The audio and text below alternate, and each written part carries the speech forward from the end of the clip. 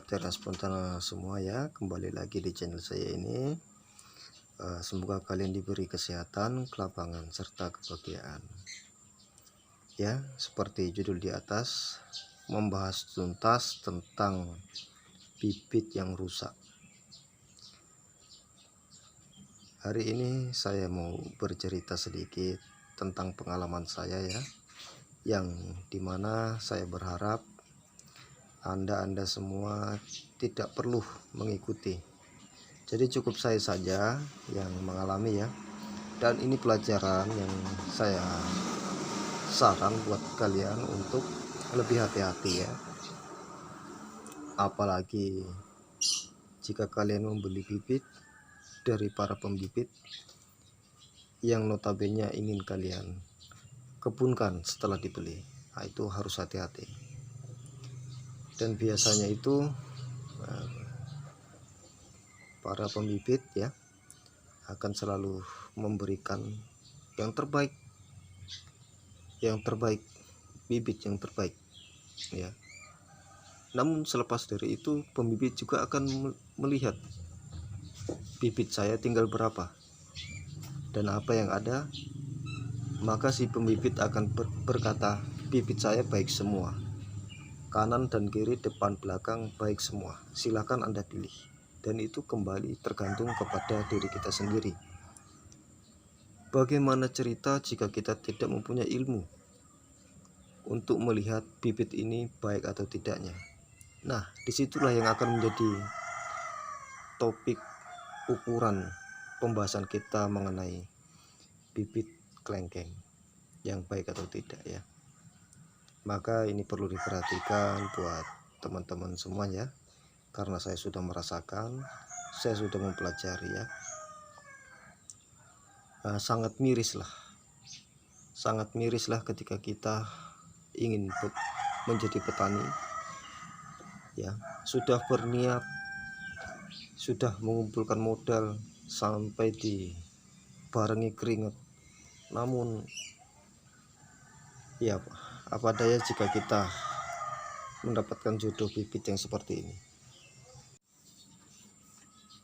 Halo Sobat Teras Spontana semua ya, kembali lagi di channel saya ini. Semoga kalian diberi kesehatan, kelapangan, serta kebahagiaan. Ya, seperti judul di atas, membahas tuntas tentang bibit yang rusak. Hari ini saya mau bercerita sedikit tentang pengalaman saya ya, yang dimana saya berharap Anda semua tidak perlu mengikuti. Jadi cukup saya saja yang mengalami ya. Dan ini pelajaran yang saya saran buat kalian untuk lebih hati-hati ya. Apalagi jika kalian membeli bibit dari para pembibit yang notabene ingin kalian kebunkan setelah dibeli. Nah, itu harus hati-hati. Dan biasanya itu para pembibit ya akan selalu memberikan yang terbaik, bibit yang terbaik ya. Namun selepas dari itu pembibit juga akan melihat bibit saya tinggal berapa dan apa yang ada, maka si pembibit akan berkata bibit saya baik semua, kanan dan kiri, depan belakang baik semua, silakan Anda pilih. Dan itu kembali tergantung kepada diri kita sendiri. Bagaimana cerita jika kita tidak mempunyai ilmu untuk melihat bibit ini baik atau tidaknya? Nah, disitulah yang akan menjadi topik ukuran pembahasan kita mengenai bibit kelengkeng yang baik atau tidak ya. Maka ini perlu diperhatikan buat teman-teman semuanya, karena saya sudah merasakan, saya sudah mempelajari ya. Sangat mirislah ketika kita ingin menjadi petani ya, sudah berniat, sudah mengumpulkan modal sampai dibarengi keringat, namun ya Apa daya jika kita mendapatkan jodoh bibit yang seperti ini. Jadi di depan kita ini sudah ada bibit jenis new crystal ya. Ini bibit maksud saya ini adalah jenis bibit Diamond River ya. Keduanya ini adalah bibit Diamond River ya, yang dimana umurnya ini sudah hampir 9 bulan. Ini sebagai contoh saja ya. Anggaplah ini bibit untuk dikebunkan. Maka dari itu saya ingin bertanya kepada teman-teman semua untuk melihat apa yang rusak dari bibit ini yang jadi masalah. Nanti tulis di kolom komentar ya. Dan jangan lupa subscribe dan share, semoga teman-teman yang lain tahu ya. Ini sebagai contoh saja, ini bibit dari saya sendiri dan saya tidak beli ya. Ini sengaja saya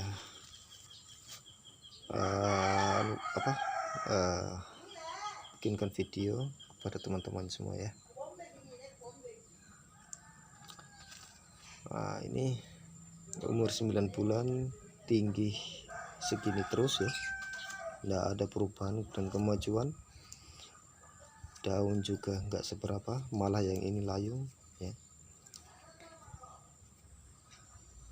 Jadi seharusnya pada umur 1,5 tahun teman-teman bibitnya sudah pada bisa ditanam, namun pada umur 1,5 tahun itu teman-teman masih dalam proses perawatan. Ini kan miris bagi teman-teman ya. Dari awalnya teman-teman sudah mempunyai target, mempunyai rumus yang begitu indah ya. Namun di tengah proses perjalanan teman-teman mengalami kendala pada bibit. Teman-teman dikasih sakit sama bibit ya. Saran saya, jika mempunyai target 1,5 tahun teman-teman sudah siap tanam, namun teman-teman masih perawatan ya, teman-teman cari bibit yang lebih bagus lagi, yang sebaik mungkin ya. Jadi jika teman-teman mempunyai bibit seperti ini ya, teman-teman buang saja. Teman-teman buang saja bibit seperti ini. Buat apa? Teman-teman mau simpan buat apa? Ya memang yang namanya tips merawat itu ada. Tapi jika teman-teman ingin berkebun atau mengebunkan, ya teman-teman nggak perlu, kalau saran saya nggak perlu menyimpan atau sampai memelihara yang sudah kayak begini. Ini kalau saya cabut saja. Buat apa ya? Kecuali teman-teman ingin merawatnya untuk menjadikan kelengkeng hias di pekarangan rumah atau tabu lampot. Itu teman-teman bisa merawat atau menyembuhkan, bisa. Tapi jika teman-teman ingin mengabunkan, saya saran mending gak usah, buang saja ya. Mungkin barangkali bisa, ini bisa diselamatkan. Tapi yang namanya kebun, ini saya yakin jika kita tanam mungkin kita bisa panen, tapi hasilnya nggak tahu. Hasil panen pertama, setelah panen bagaimana kondisinya pohon, atau panen kedua banyak tidak. Ketika teman-teman punya target satu pohon katakanlah 50 kilo, 100 kilo, namun apa daya, kehendak berkata lain, panen teman-teman hanya mampu tembus 30 kilo, padahal umur bibit sudah 3 tahun. Ini kan masalah ya.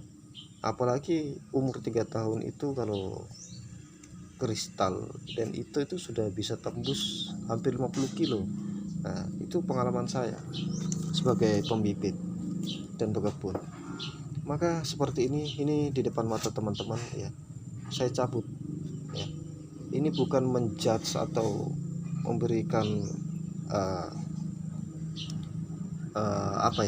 provokator tidak. Memang disinilah kita agak sedikit radikal, ya, agak sedikit radikal.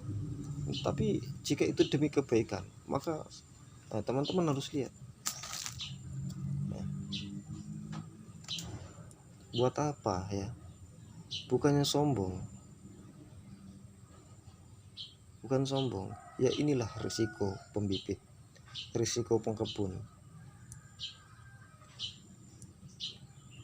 Semoga teman-teman dari sini sudah bisa paham apa yang saya maksudkan, dan semoga video ini menjadi tolak ukur yang lebih bermanfaat bagi teman-teman semua ya, khususnya pembibit dan pengkebun. Maka kesimpulan baik dan tidaknya teman-teman bisa pikirkan sendiri ya. Jika teman-teman suka, silahkan tinggalkan like dan jangan lupa subscribe ya. Dan mungkin video kali ini sampai di sini dulu ya teman-teman. Manfaat. Assalamualaikum warahmatullahi wabarakatuh. Jadi itulah yang bisa saya berikan ya pada teman-teman hari ini. Semoga bermanfaat. Assalamualaikum warahmatullahi wabarakatuh.